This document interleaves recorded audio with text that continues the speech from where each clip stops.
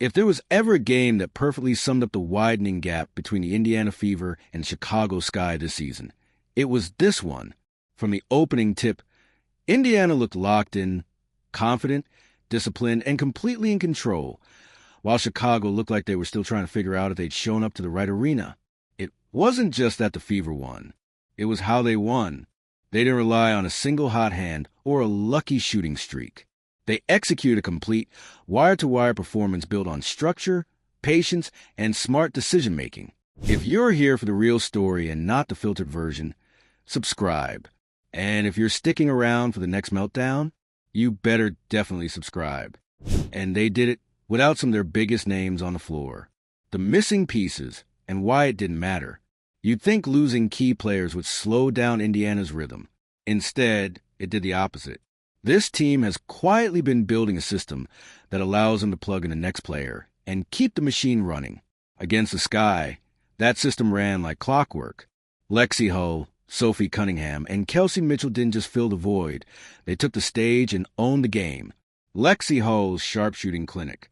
Let's start with Lexie Hull, because the Sky certainly couldn't stop her.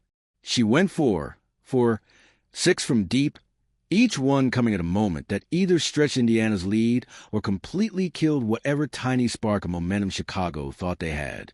What made Hull's shooting so dangerous wasn't just the accuracy, it was the timing.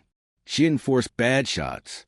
She moved off the ball, found the openings in Chicago's sluggish rotations, and made them pay every single time.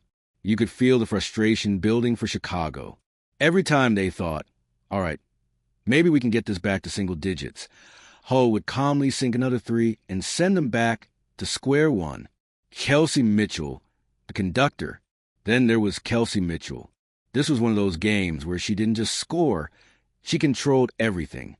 26 points, 8 assists, and a level of composure that made Chicago's defense look like it was playing in slow motion. She dictated the pace, picked her spots, and punished the Sky whenever they overcommit. What stood out was her ability to read the floor. Chicago's defensive coverages were a step late all night, and Mitchell exploited every gap. If they doubled her, she zipped the ball to an open shooter. If they stayed home, she drove and finished.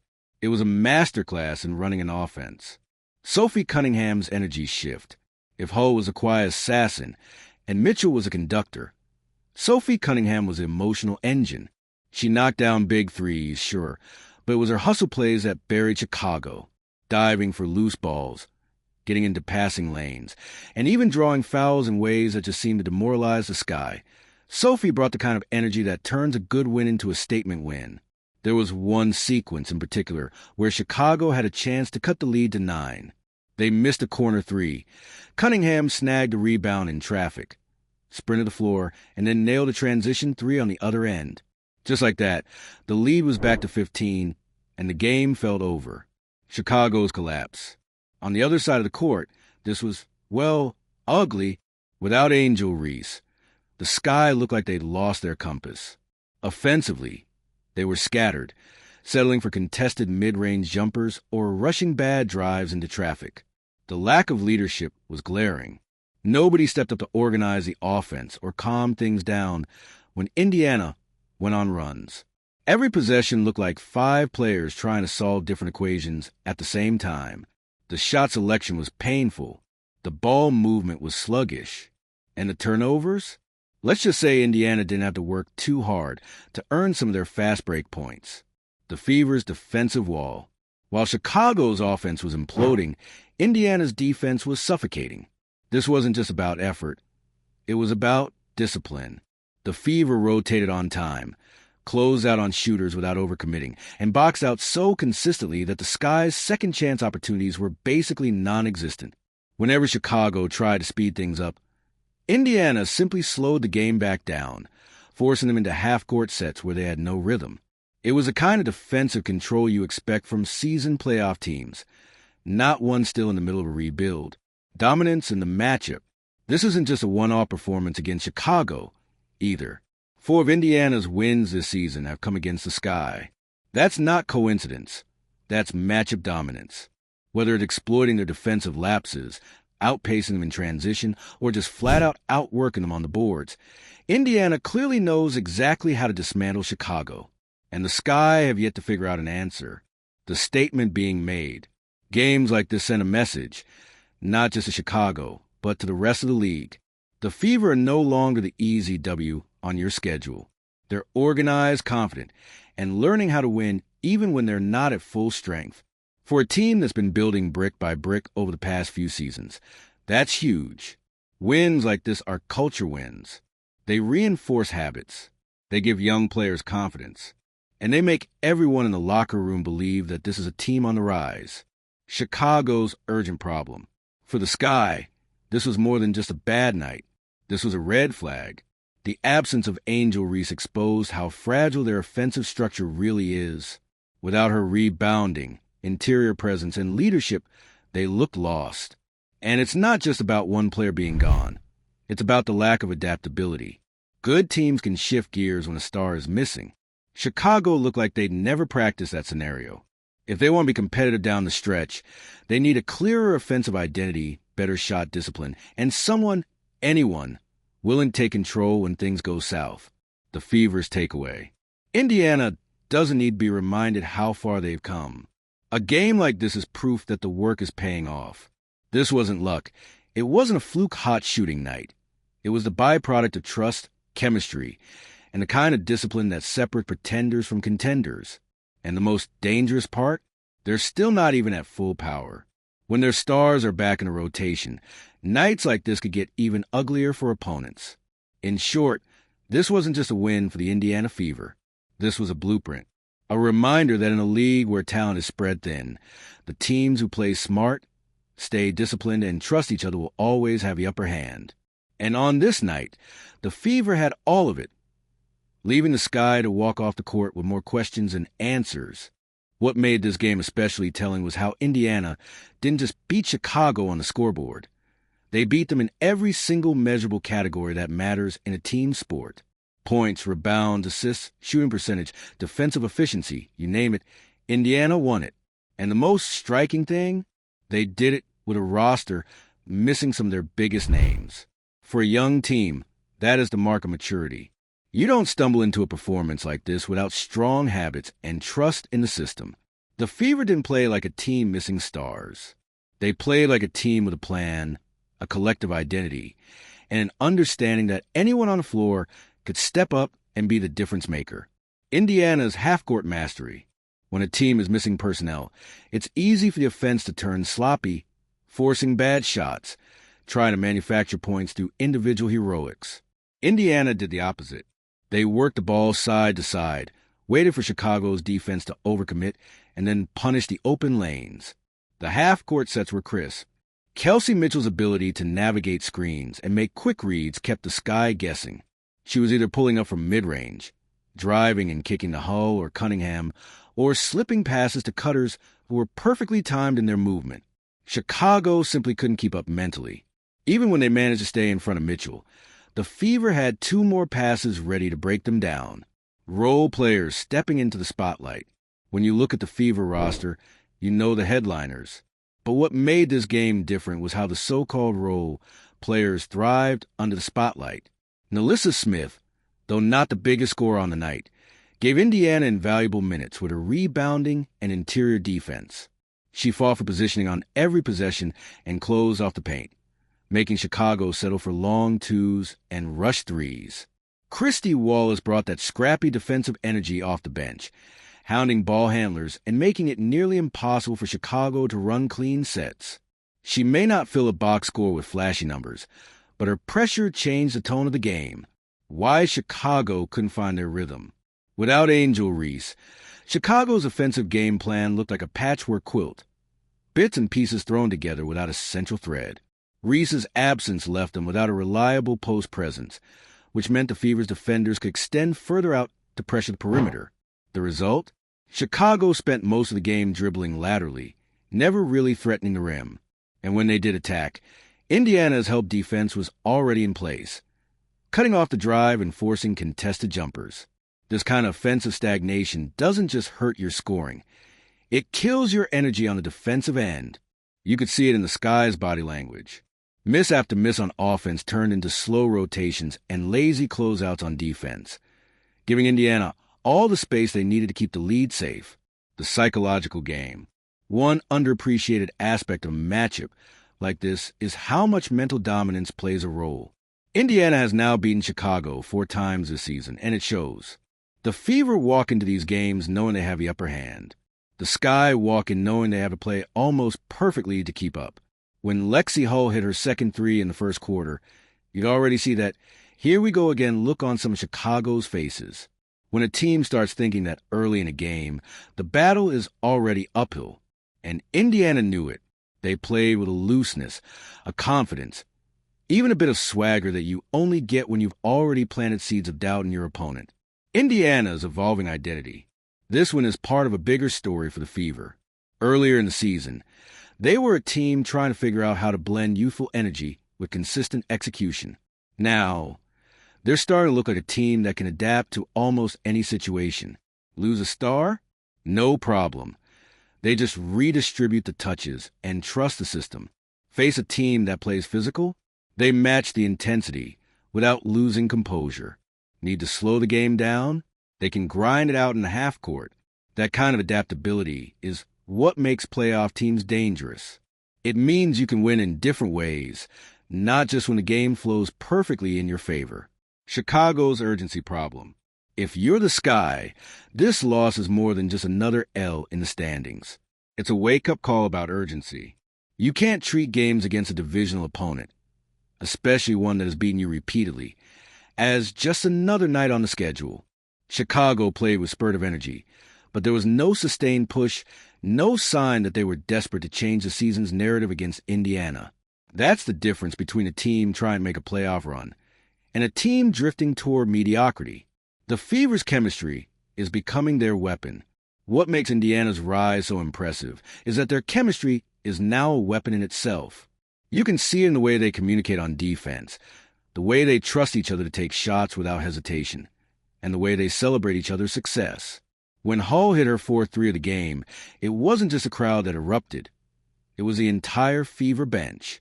That kind of collective investment isn't just good for morale, it's contagious. It makes everyone sharper, more engaged, and more willing to do the little things that win games. How this shapes the playoff picture. If the Fever keep playing like this, they're not just going to sneak into the playoffs. They could be the team nobody wants to face in the first round.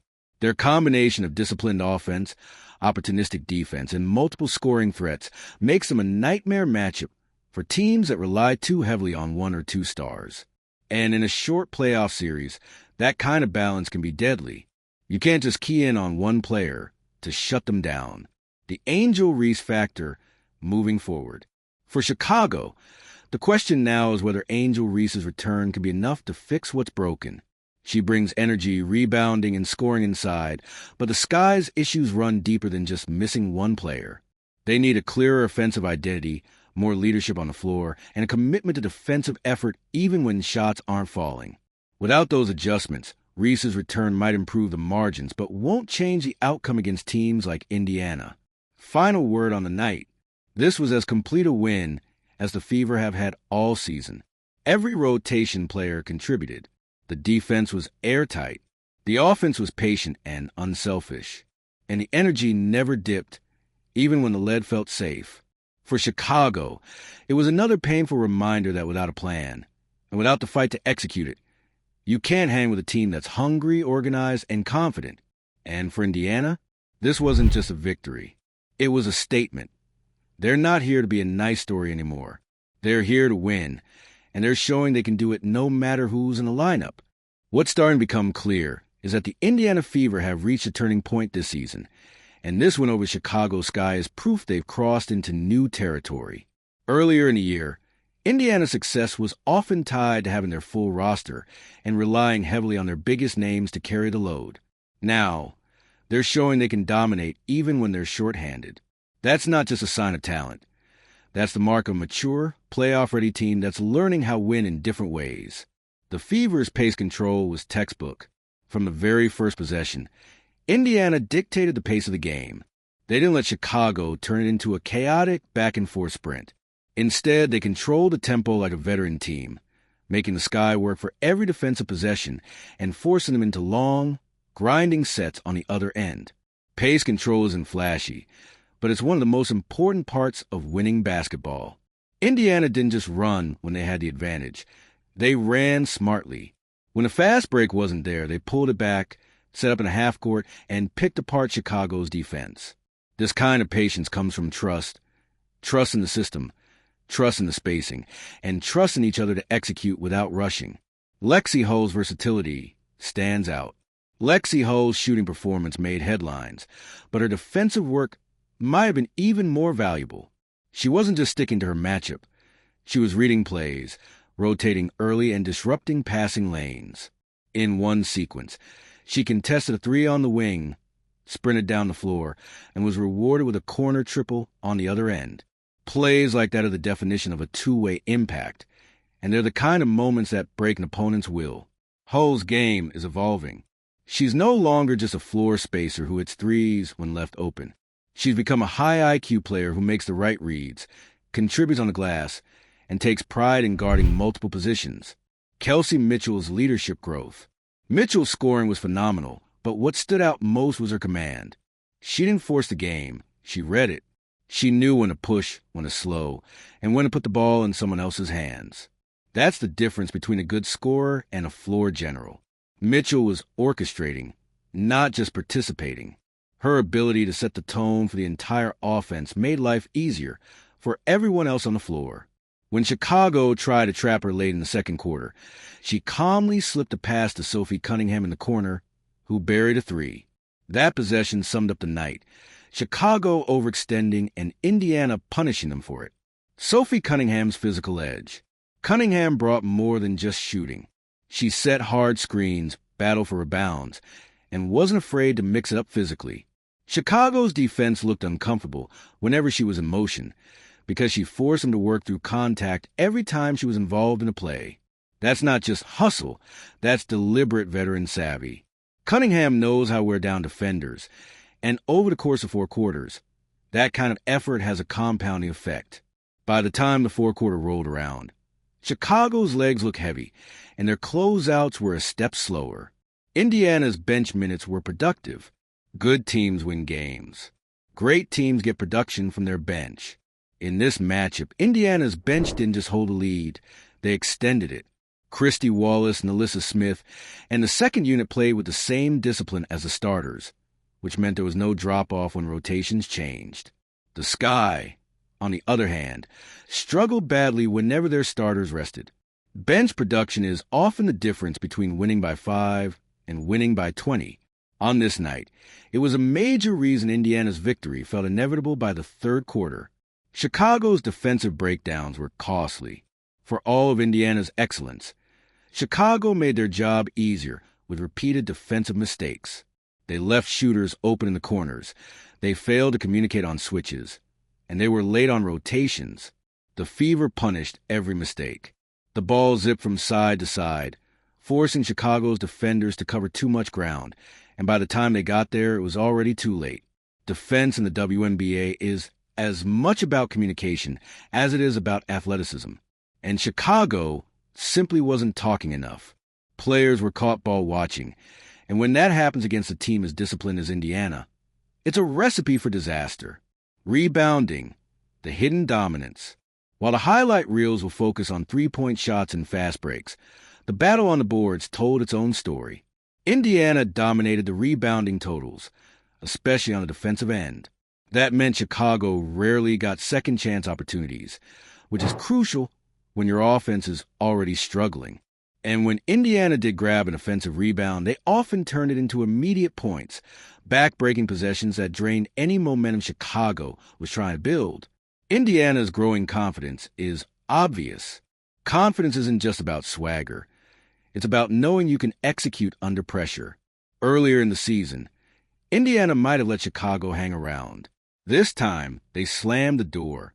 When the Sky cut the lead to 12 in the 3rd quarter, Indiana responded with a calm, methodical run.